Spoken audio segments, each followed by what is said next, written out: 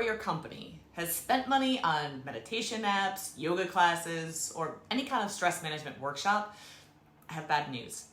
Research shows that 90% of these programs don't just fail, a lot of them make stress worse.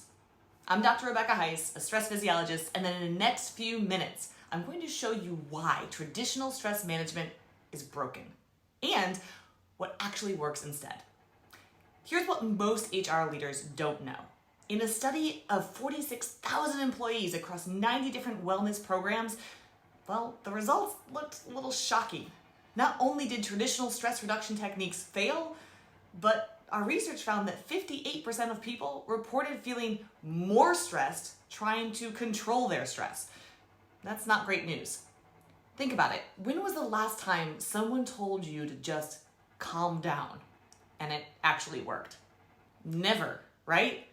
That's because you can't logic away a survival response. When your brain thinks that you're under threat, telling it to relax is like trying to convince a smoke alarm to stop beeping while the house is on fire. Here's what's really happening. Your stress response was designed for 3 minutes of screaming terror on the savannah. Either you outran the tiger or you became dinner. But today's stress doesn't work that way. You can't outrun your inbox or fight your quarterly reports.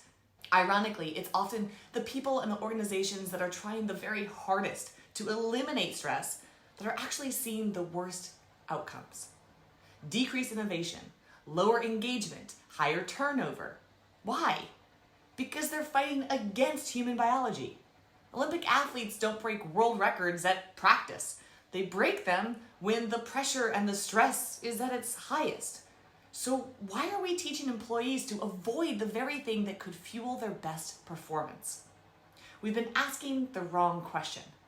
Instead of how do we get rid of stress, we should be asking how do we use stress as fuel? This is where everything changes. Instead of fighting stress, what if we transformed it?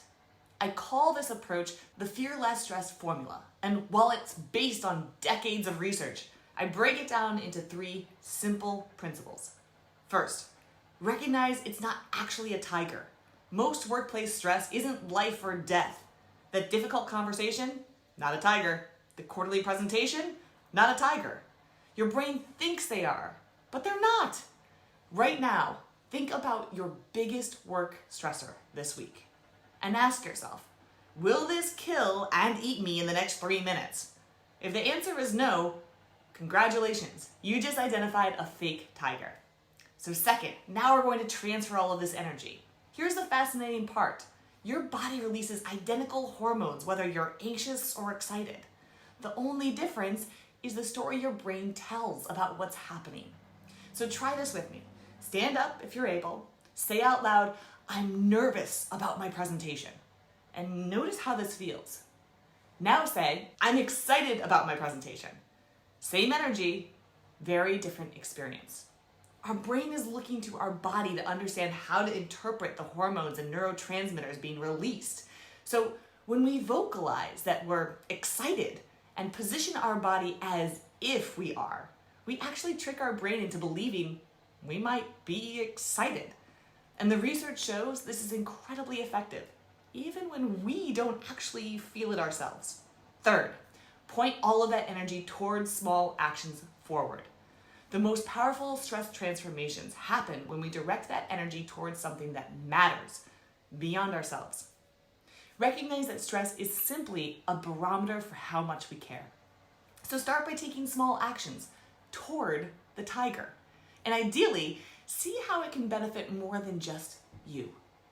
By putting the stressor into a larger context and breaking it down into small actions, we can avoid the costs of inaction and make progress in a way that feels good to us and those we serve. So here's your challenge. Stop trying to eliminate stress from your life. Start teaching people to harness it. Your most innovative breakthroughs, your strongest bonds, and your best problem solving, they all happen under pressure, not in spite of it.